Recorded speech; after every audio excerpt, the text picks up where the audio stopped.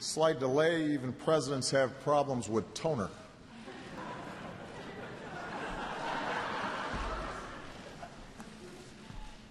It is a great honor to be back at American University, which has prepared generations of young people for service in public life. I want to thank President Kirwan and the American University family for hosting us here today.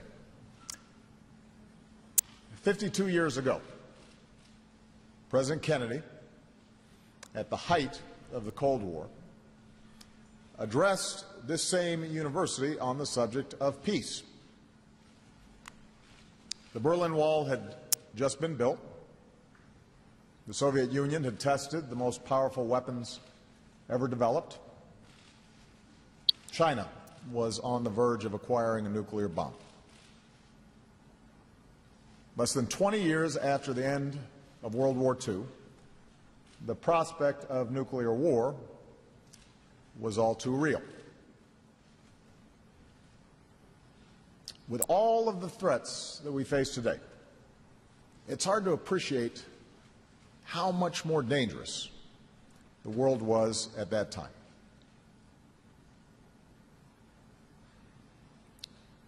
In light of these mounting threats, a number of strategists here in the United States argued that we had to take military action against the Soviets to hasten what they saw as inevitable confrontation. But the young president offered a different vision. Strength, in his view, included powerful armed forces and a willingness to stand up for our values around the world. But he rejected the prevailing attitude among some foreign policy circles that equated security with a perpetual war footing. Instead, he promised strong, principled American leadership on behalf of what he called a practical and attainable peace. A peace based not on a sudden revolution in human nature, but on a gradual evolution in human institutions, on a series of concrete actions and effective agreements. Such wisdom would help guide our ship of state through some of the most perilous moments in human history.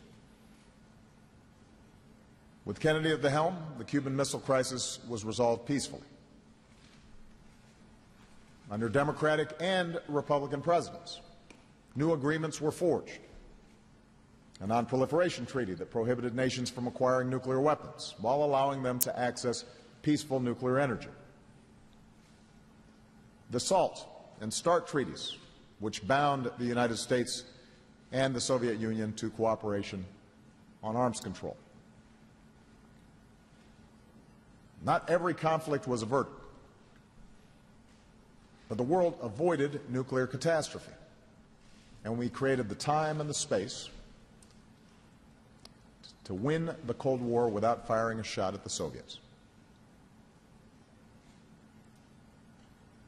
The agreement now reached between the international community and the Islamic Republic of Iran builds on this tradition of strong, principled diplomacy. After 2 years of negotiations, we have achieved a detailed arrangement that permanently prohibits Iran from obtaining a nuclear weapon. It cuts off all of Iran's pathways to a bomb. It contains the most comprehensive inspection and verification regime ever negotiated to monitor a nuclear program. As was true in previous treaties, it does not resolve all problems. It certainly doesn't resolve all our problems with Iran. It does not ensure a warming between our two countries. But it achieves one of our most critical security objectives. As such, it is a very good deal. Today, I want to speak to you about this deal and the most consequential foreign policy debate that our country has had since the invasion of Iraq. Congress decides whether to support this historic diplomatic breakthrough or instead blocks it over the objection of the vast majority of the world. between now and the congressional vote in September, you are going to hear a lot of arguments against this deal, backed by tens of millions of dollars in advertising. And if the rhetoric in these ads and the accompanying commentary sounds familiar, it should. For many of the same people who argued for the war in Iraq are now making the case against the Iran nuclear deal. Now, when I ran for president 8 years ago as a candidate who had opposed the decision to go to war in Iraq, I said that America didn't just have to end that war. We had to end the mindset that got us there in the first place.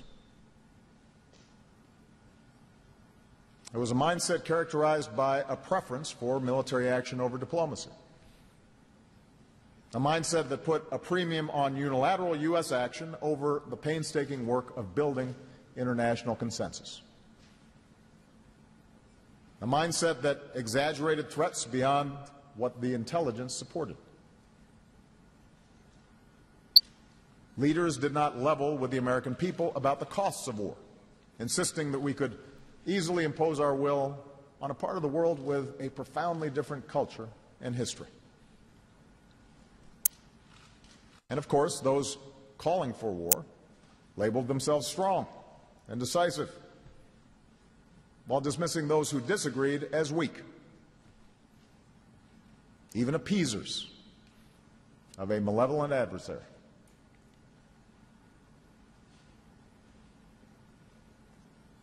More than a decade later, we still live with the consequences of the decision to invade Iraq. Our troops achieved every mission they were given, but thousands of lives were lost, tens of thousands wounded. That doesn't count the lives lost among Iraqis. Nearly $1 trillion was spent.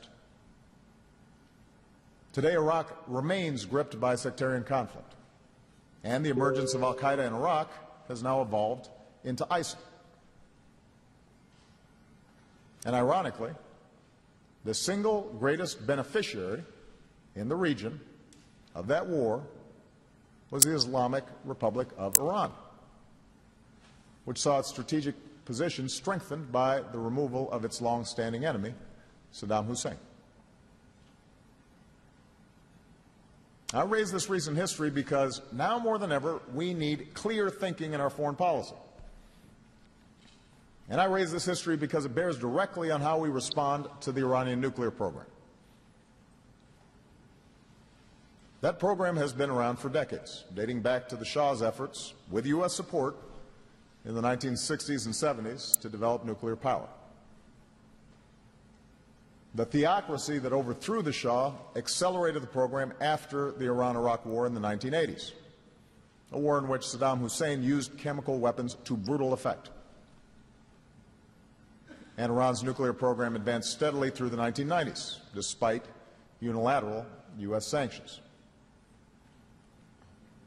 When the Bush administration took office, Iran had no centrifuges, the machines necessary to produce material for a bomb, that were spinning to enrich uranium. But despite repeated warnings from the United States government, by the time I took office, Iran had installed several thousand centrifuges and showed no inclination to slow, much less halt, its program. Among U.S. policymakers, there's never been disagreement on the danger posed by an Iranian nuclear bomb. Democrats and Republicans alike have recognized that it would spark an arms race in the world's most unstable region and turn every crisis into a potential nuclear showdown. It would embolden terrorist groups like Hezbollah and pose an unacceptable risk to Israel, which Iranian leaders have repeatedly threatened to destroy. More broadly, it could unravel the global commitment to nonproliferation that the world has done so much to defend. The question then is not whether to prevent Iran from obtaining a nuclear weapon, but how. Even before taking office, I made clear that Iran would not be allowed to acquire a nuclear weapon on my watch. And it's been my policy throughout my presidency to keep all options, including possible military options, on the table to achieve that objective. But I have also made clear my preference for a peaceful diplomatic resolution of the issue. Not just because of the costs of war, but also because a negotiated agreement offered a more effective, verifiable, and durable resolution. And so in 2009, we let the Iranians know that a diplomatic path was available. Iran failed to take that path, and our intelligence community exposed the existence of a covert nuclear facility at Fordow. Now, some have argued that Iran's intransigence showed the futility of negotiations. In fact, it was our very willingness to negotiate that helped America rally the world to our cause and secured international participation in an unprecedented framework of commercial and financial sanctions. Keep in mind, unilateral U.S. sanctions against Iran had been in place for decades, but had failed to pressure Iran to the negotiating table. What made our new approach more effective was our ability to draw upon new UN Security Council resolutions, combining strong enforcement with voluntary agreements from nations like China and India, Japan and South Korea to reduce their purchases of Iranian oil, as well as the imposition by our European allies of a total oil embargo. Winning this global buy-in was not easy. I know. I was there. In some cases, our partners lost billions of dollars in trade because of their decision to cooperate. But we were able to convince them that, absent a diplomatic resolution, the result could be war, with major disruptions to the global economy and even greater instability in the Middle East. In other words, it was diplomacy. Hard, painstaking diplomacy. Not saber-rattling, not tough talk, that ratcheted up the pressure on Iran. With the world now unified beside us, Iran's economy contracted severely and remains about 20% smaller today than it would have otherwise been. No doubt this hardship played a role in Iran's 2013 elections, when the Iranian people elected a new government that promised to improve the economy through engagement with the world. A window had cracked open. Iran came back to the nuclear talks. And after a series of negotiations, Iran agreed with the international community to an interim deal. A deal that rolled back Iran's stockpile of near 20% enriched uranium and froze the progress of its program so that the P5+1, the United States, China, Russia, the United Kingdom, Germany, France, and the European Union, could negotiate a comprehensive deal without the fear that Iran might be stalling for time.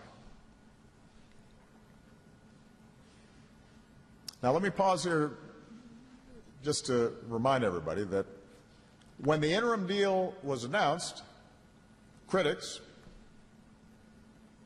the same critics we're hearing from now, called it a historic mistake. They insisted Iran would ignore its obligations. They warned that sanctions would unravel. They warned that Iran would receive a windfall to support terrorism. The critics were wrong. The progress of Iran's nuclear program was halted for the first time in a decade. Its stockpile of dangerous materials was reduced. The deployment of its advanced centrifuges was stopped. Inspections did increase. There was no flood of money into Iran.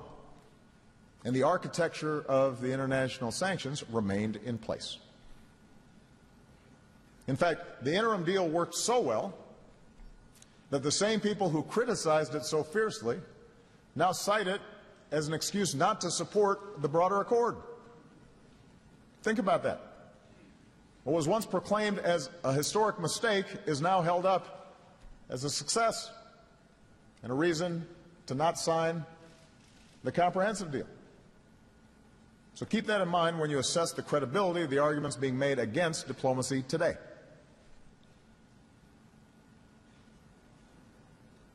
Despite the criticism, we moved ahead to negotiate a more lasting comprehensive deal.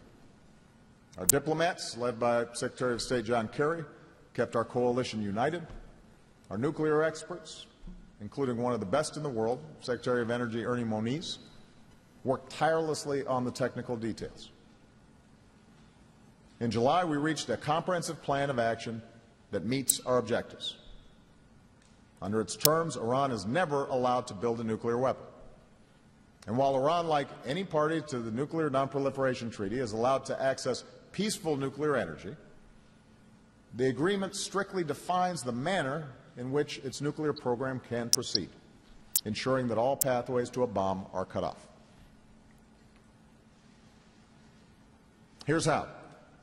Under this deal, Iran cannot acquire the plutonium needed for a bomb.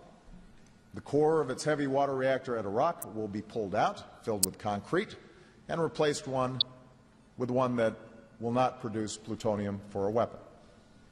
The spent fuel from that reactor will be shipped out of the country, and Iran will not build any new heavy water reactors for at least 15 years.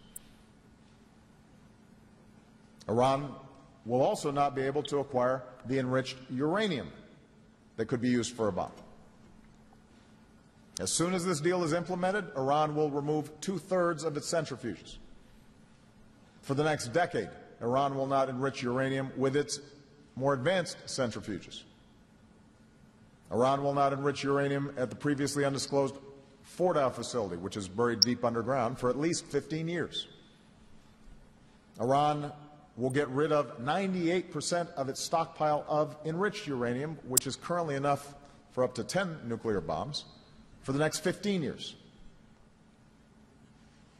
Even after those 15 years have passed, Iran will never have the right to use a peaceful program as cover to pursue a weapon. And in fact, this deal shuts off the type of covert path Iran pursued in the past. There will be 24/7 monitoring of Iran's key nuclear facilities. For decades, inspectors will have access to Iran's entire nuclear supply chain, from the uranium mines and mills where they get raw materials to the centrifuge production facilities where they make machines to enrich it. And understand why this is so important. For Iran to cheat, it has to build a lot more than just one building or covert facility like Fordow. It would need a secret source for every single aspect of its program. No nation in history has been able to pull off such subterfuge when subjected to such rigorous inspections. And under the terms of the deal, inspectors will have the permanent ability to inspect any suspicious sites in Iran. And finally, Iran has powerful incentives to keep its commitments.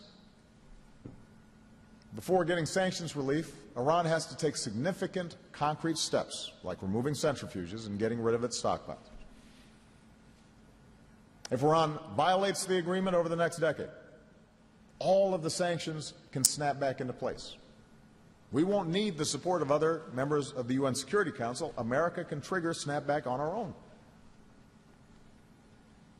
On the other hand, if Iran abides by the deal and its economy begins to reintegrate with the world, the incentive to avoid snapback will only grow. So this deal is not just the best choice among alternatives. This is the strongest non-proliferation agreement ever negotiated. And this is such a strong deal.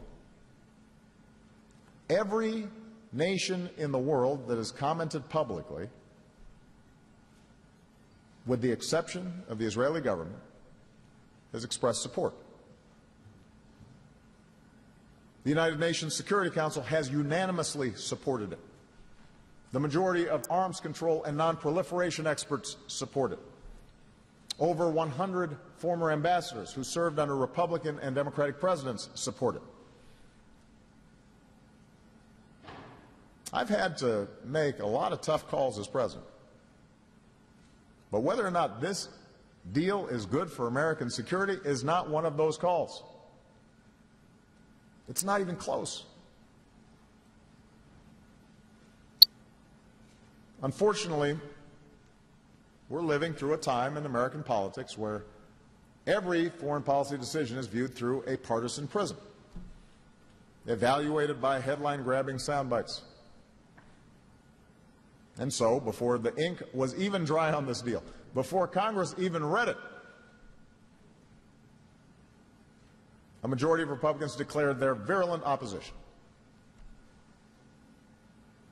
Lobbyists and pundits were suddenly transformed into armchair nuclear scientists, disputing the assessments of experts like Secretary Moniz,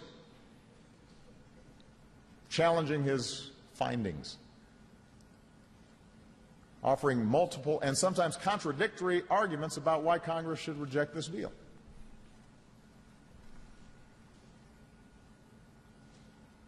But if you repeat these arguments long enough, they can get some traction. So let me address just a few of the arguments that have been made so far in opposition to this deal. First, there are those who say the inspections are not strong enough because inspectors can't go anywhere in Iran at any time with no notice. Well, here's the truth. Inspectors will be allowed daily access to Iran's key nuclear sites. If there is a reason for inspecting a suspicious, undeclared site anywhere in Iran, inspectors will get that access even if Iran objects. This access can be with as little as 24 hours' notice. And while the process for resolving a dispute about access can take up to 24 days, once we've identified a site that raises suspicion, we will be watching it continuously until inspectors get in. And by the way, nuclear material isn't something you hide in the closet. It can leave a trace for years. The bottom line is, if Iran cheats, we can catch them, and we will. Second, there are those who argue that the deal isn't strong enough because some of the limitations on Iran's civilian nuclear program expire in 15 years. Let me repeat. The prohibition on Iran having a nuclear weapon is permanent.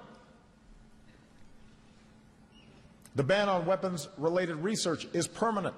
Inspections are permanent.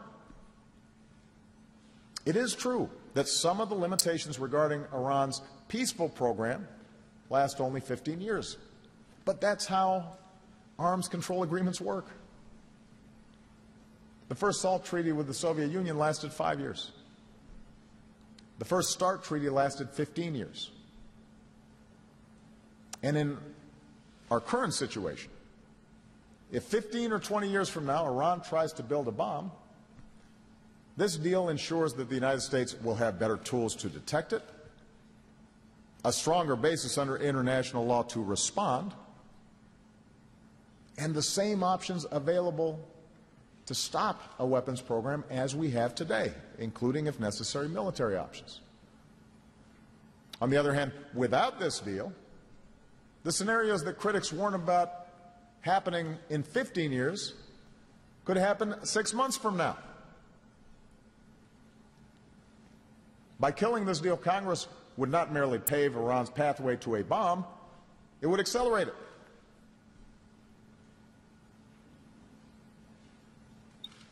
Third, a number of critics say the deal isn't worth it because Iran will get billions of dollars in sanctions relief. Now, let's be clear. The international sanctions were put in place precisely to get Iran to agree to constraints on its program. That's the point of sanctions. any negotiated agreement with Iran would involve sanctions relief. So an argument against sanctions relief is effectively an argument against any diplomatic resolution of this issue. It is true that if Iran lives up to its commitments, it will gain access to roughly $56 billion of its own money, revenue frozen overseas by other countries. But the notion that this will be a game changer, with all this money funneled into Iran's pernicious activities, misses the reality of Iran's current situation.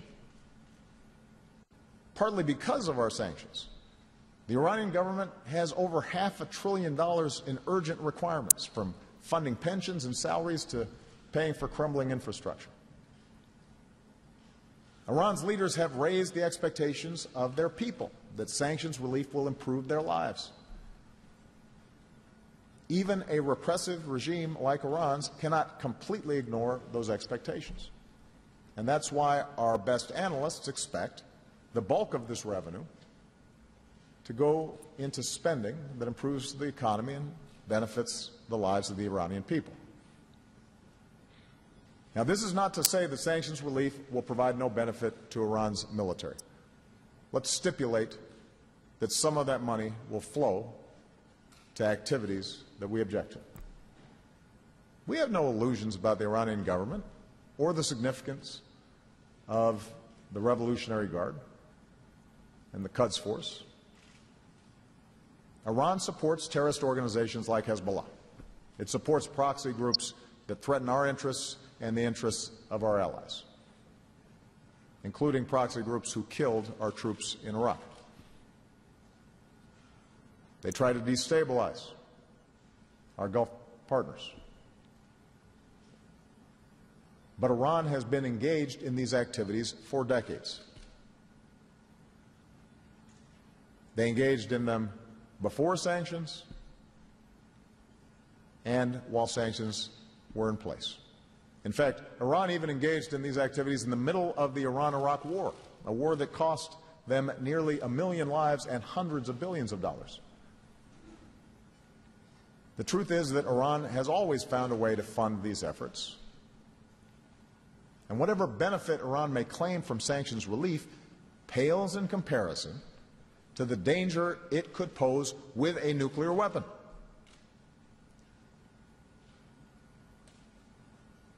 Moreover, there's no scenario where sanctions relief turns Iran into the region's dominant power. Iran's defense budget is 8 times smaller than the combined budget of our Gulf allies. Their conventional capabilities will never compare with Israel's, and our commitment to Israel's qualitative military edge helps guarantee that. Over the last several years, Iran has had to spend billions of dollars to support its only ally in the Arab world, Bashar al-Assad, even as he's lost control of huge chunks of his country. And Hezbollah has suffered significant blows on this same battlefield. And Iran, like the rest of the region, is being forced to respond to the threat of ISIL in Iraq. So, contrary to the alarmists who claim that Iran is on the brink of taking over the Middle East or even the world, Iran will remain a regional power with its own set of challenges. The ruling regime is dangerous and it is repressive. We will continue to have sanctions in place on Iran's support for terrorism and violation of human rights. We will continue to insist upon the release of Americans detained unjustly. We will have a lot of differences with the Iranian regime. But if we're serious about confronting Iran's destabilizing activities, it is hard to imagine a worse approach than blocking this deal.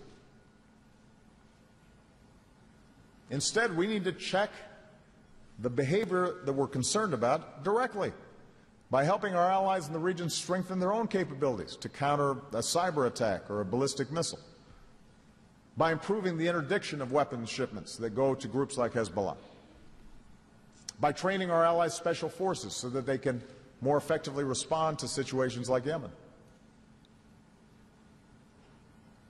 all these capabilities will make a difference. We will be in a stronger position to implement them with this deal. And by the way, such a strategy also helps us effectively confront the immediate and lethal threat posed by ISIL.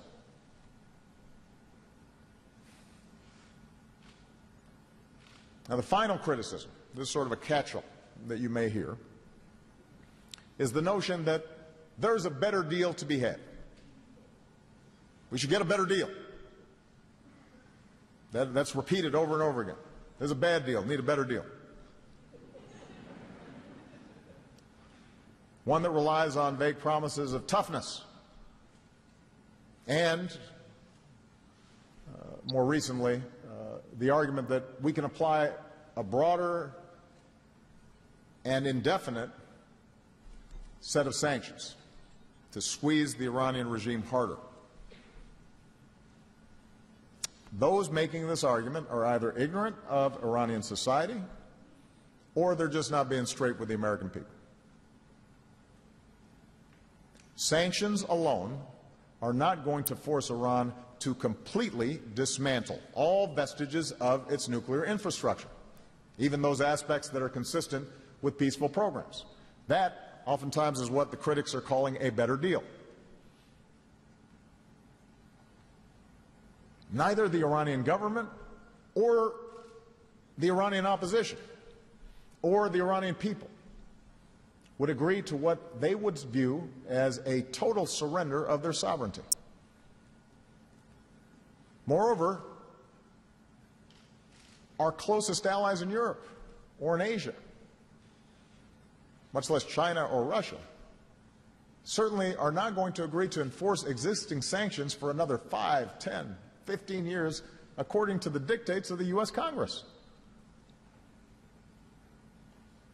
Because their willingness to support sanctions in the first place was based on Iran ending its pursuit of nuclear weapons. It was not based on the belief that Iran cannot have peaceful nuclear power. And it certainly wasn't based on a desire for regime change in Iran.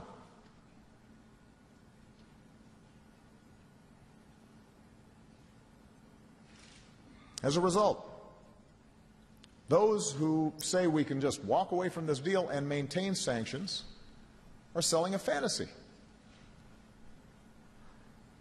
Instead of strengthening our position, as some have suggested, Congress's rejection would almost certainly result in multilateral sanctions unraveling.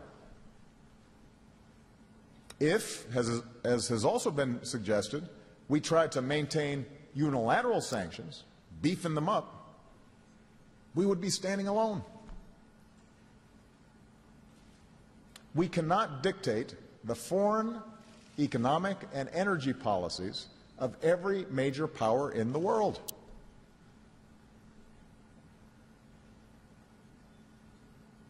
In order to even try to do that, we would have to sanction, for example, some of the world's largest banks. We'd have to cut off countries like China from the American financial system. And since they happen to be major purchasers of our debt, such actions could trigger severe disruptions in our own economy and, by the way, raise questions internationally about the dollar's role as the world's reserve currency. That's part of the reason why many of the previous unilateral sanctions were waived. What's more likely to happen, should Congress reject this deal, is that Iran would end up with some form of sanctions relief without having to accept any of the constraints or inspections required by this deal. So in that sense, the critics are right. Walk away from this agreement and you will get a better deal for Iran.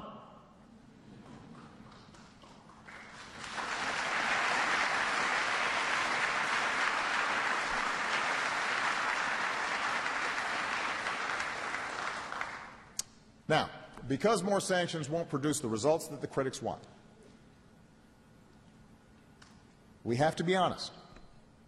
Congressional rejection of this deal leaves any U.S. administration that is absolutely committed to preventing Iran from getting a nuclear weapon with one option: another war in the Middle East. I say this not to be provocative. I am stating a fact. Without this deal, Iran will be in a position, however tough our rhetoric may be, to steadily advance its capabilities. Its breakout time, which is already fairly small, could shrink to near zero. Does anyone really doubt that the same voices now raised against this deal will be demanding that whoever is president bomb those nuclear facilities? And as someone who does firmly believe that Iran must not get a nuclear weapon, and who has wrestled with this issue since the beginning of my presidency, I can tell you that alternatives to military action will have been exhausted once we reject a hard-won diplomatic solution that the world almost unanimously supports. So let's not mince words. The choice we face is ultimately between diplomacy or some form of war. Maybe not tomorrow, maybe not 3 months from now, but soon. And here's the irony. As I said before, military action would be far less effective than this deal in preventing Iran from obtaining a nuclear weapon. That's not just my supposition. Every estimate, including those from Israeli analysts, suggest military action would only set back Iran's program by a few years at best, which is a fraction of the limitations imposed by this deal. It would likely guarantee that inspectors are kicked out of Iran. It is probable that it would drive Iran's program deeper underground. It would certainly destroy the international unity that we've spent so many years building. Now, there are some opponents, I have to give them credit, there are opponents of this deal who accept the choice of war. In fact, they argue that surgical strikes against Iran's facilities will be quick and painless. But if we've learned anything from the last decade, it's that wars in general and wars in the Middle East in particular are anything but simple. The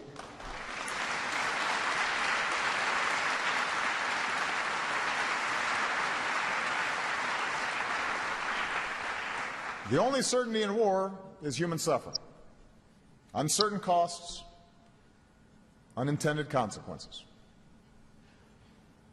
We can also be sure that the Americans who bear the heaviest burden are the less than 1% of us, the outstanding men and women who serve in uniform, and not those of us who send them to war.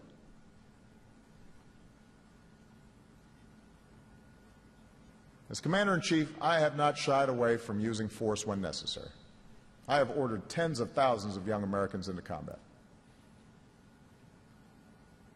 I've sat by their bedside sometimes when they come home. I've ordered military action in 7 countries.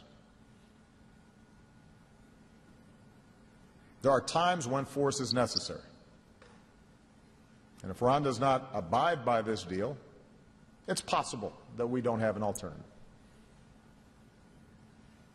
But how can we, in good conscience, justify war before we've tested a diplomatic agreement that achieves our objectives, that has been agreed to by Iran, that is supported by the rest of the world, and that preserves our options if the deal falls short?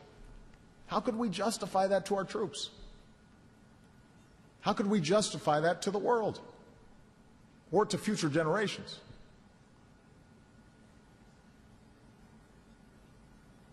In the end, that should be a lesson that we've learned from over a decade of war. On the front end, ask tough questions. Subject our own assumptions to evidence and analysis. Resist the conventional wisdom and the drumbeat of war. Worry less about being labeled weak. Worry more about getting it right. I recognize that resorting to force may be tempting in the face of the rhetoric and behavior that emanates from parts of Iran. It is offensive. It is incendiary. We do take it seriously. But superpowers should not act impulsively in response to taunts or even provocations that can be addressed short of war. Just because Iranian hardliners chant death to America does not mean that that's what all Iranians believe. In fact, it's those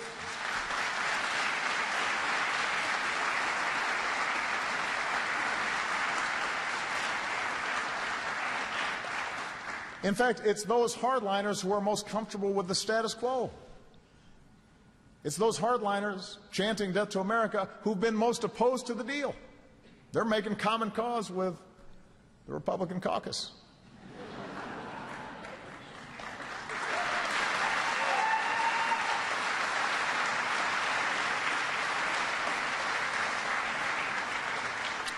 The majority of the Iranian people have powerful incentives to urge their government to move in a different, less provocative direction. Incentives that are strengthened by this deal. We should offer them that chance. We should give them that opportunity.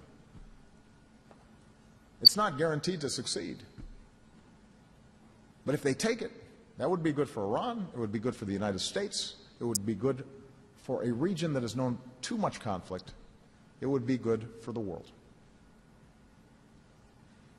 And if Iran does not move in that direction, if Iran violates this deal, we will have ample ability to respond. You know, the agreements pursued by Kennedy and Reagan with the Soviet Union, those agreements, those treaties involved America accepting significant constraints on our arsenal. As such, they were riskier. This agreement involves no such constraints. The defense budget of the United States is more than $600 billion. To repeat, Iran's is about $15 billion. Our military remains the ultimate backstop to any security agreement that we make. I have stated that Iran will never be allowed to obtain a nuclear weapon. I have done what is necessary to make sure our military options are real. And I have no doubt that any president who follows me will take the same position.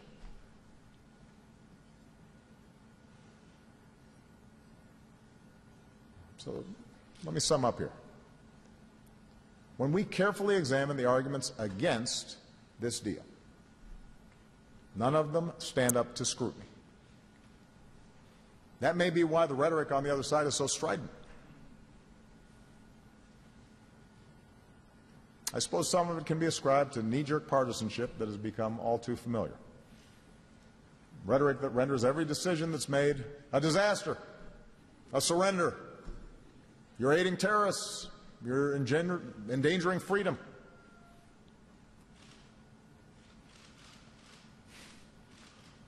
On the other hand, I do think it's important to acknowledge another more understandable motivation behind the opposition to this deal, or at least skepticism to this deal.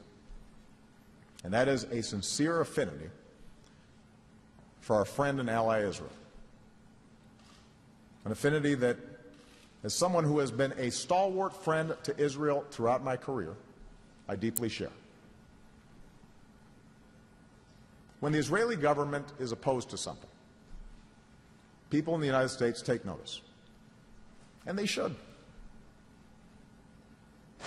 No one can blame Israelis for having a deep skepticism about any dealings with a government like Iran's, which includes leaders who've denied the Holocaust, embrace an ideology of anti-Semitism, facilitate the flow of rockets that are arrayed on Israel's borders, are pointed at Tel Aviv. In such a dangerous neighborhood, Israel has to be vigilant, and it rightly insists that it cannot depend on any other country, even its great friend, the United States, for its own security. So we have to take seriously concerns in Israel. But the fact is, partly due to American military and intelligence assistance, which my administration has provided at unprecedented levels, Israel can defend itself against any conventional danger, whether from Iran directly or from its proxies. On the other hand, a nuclear-armed Iran changes that equation. And that's why this deal ultimately must be judged by what it achieves on the central goal of preventing Iran from obtaining a nuclear weapon. This deal does exactly that. I say this as someone who has done more than any other president to strengthen Israel's security. And I have made clear to the Israeli government that we are prepared to discuss how we can deepen that cooperation even further. Already we've held talks with Israel on concluding another 10-year plan for U.S. security assistance to Israel. We can enhance support for areas like missile defense, information sharing, interdiction, all to help meet Israel's pressing security needs, and to provide a hedge against any additional activities that Iran may engage in as a consequence of sanctions relief. But I have also listened to the Israeli security establishment, which warned of the danger posed by a nuclear-armed Iran for decades. In fact, they helped develop many of the ideas that ultimately led to this deal. So to friends of Israel and to the Israeli people, I say this: a nuclear-armed Iran is far more dangerous to Israel, to America, and to the world than an Iran that benefits from sanctions relief. I recognize that Prime Minister Netanyahu disagrees strongly. I do not doubt his sincerity. But I believe he is wrong. I believe the facts support this deal. I believe they are in America's interest and Israel's interest.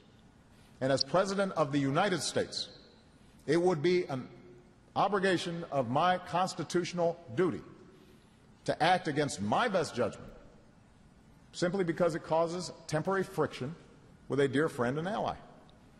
I do not believe that would be the right thing to do for the United States. I do not believe it would be the right thing to do for Israel.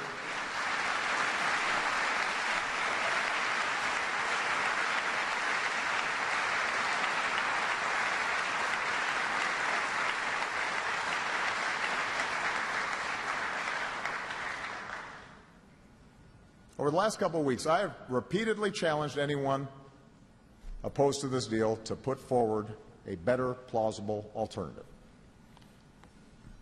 I have yet to hear one. What I've heard instead are the same types of arguments that we heard in the run-up to the Iraq War. Iran cannot be dealt with diplomatically. We can take military strikes without significant consequences. We shouldn't worry about what the rest of the world thinks, because once we act, everyone will fall in line. Tougher talk, more military threats will force Iran into submission. We can get a better deal. I know it's easy to play on people's fears, to magnify threats, to compare any attempt at diplomacy to Munich.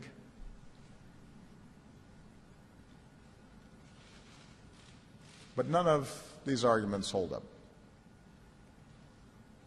They didn't back in 2002 and 2003. They shouldn't now.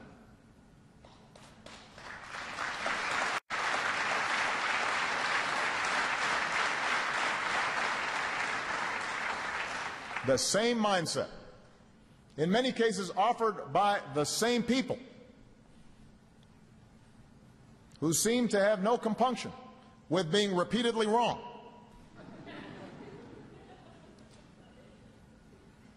led to a war that did more to strengthen Iran, more to isolate the United States than anything we have done in the decades before or since. It's a mindset out of step with the traditions of American foreign policy, where we exhaust diplomacy before war and debate matters of war and peace in the cold light of truth. Peace is not the absence of conflict, President Reagan once said. It is the ability to cope with conflict by peaceful means. President Kennedy warned Americans not to see conflict as inevitable, accommodation as impossible, and communication is nothing more than the exchange of threats.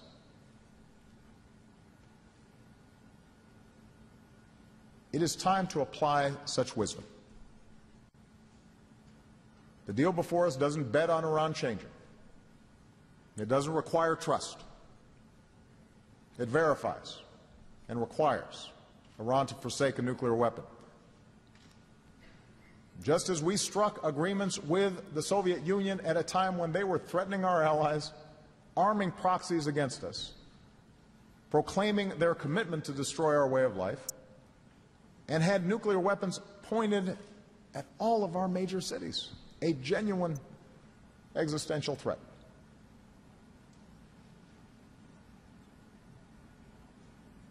You know, we live in a complicated world, a world in which the forces unleashed by human innovation are creating opportunities for our children that were unimaginable for most of human history. It is also a world of persistent threats, a world in which mass violence and cruelty is all too common, and human innovation risks the destruction of all that we hold dear. In this world, the United States of America remains the most powerful nation on earth, and I believe that we will remain such for decades to come. But we are one nation among many. And what separates us from the empires of old, what has made us exceptional, is not the mere fact of our military might. Since World War II, the deadliest war in human history, we have used our power to try to bind nations together in a system of international law. We have led an evolution of those human institutions President Kennedy spoke about to prevent the spread of deadly weapons, to uphold peace and security, and promote human progress. We now have the opportunity to build on that progress. We've built a coalition and held it together through sanctions and negotiations. And now we have before us a solution that prevents Iran from obtaining a nuclear weapon without resorting to war. As Americans, we should be proud of this achievement. And as members of Congress reflect on their pending decision, I urge them to set aside political concerns, shut out the noise, consider the stakes involved with the vote that you will cast. If Congress kills this deal, we will lose more than just constraints on Iran's nuclear program or the sanctions we have painstakingly built. We will have lost something more precious: America's credibility as a leader of diplomacy, America's credibility as the anchor of the international system. John F. Kennedy cautioned here more than 50 years ago at this university that the pursuit of peace is not as dramatic as the pursuit of war. But it's so very important. It is surely the pursuit of peace that is most needed in this world so full of strife. My fellow Americans, contact your representatives in Congress. Remind them of who we are. Remind them of what is best in us and what we stand for, so that we can leave behind a world that is more secure and more peaceful for our children. Thank you very much.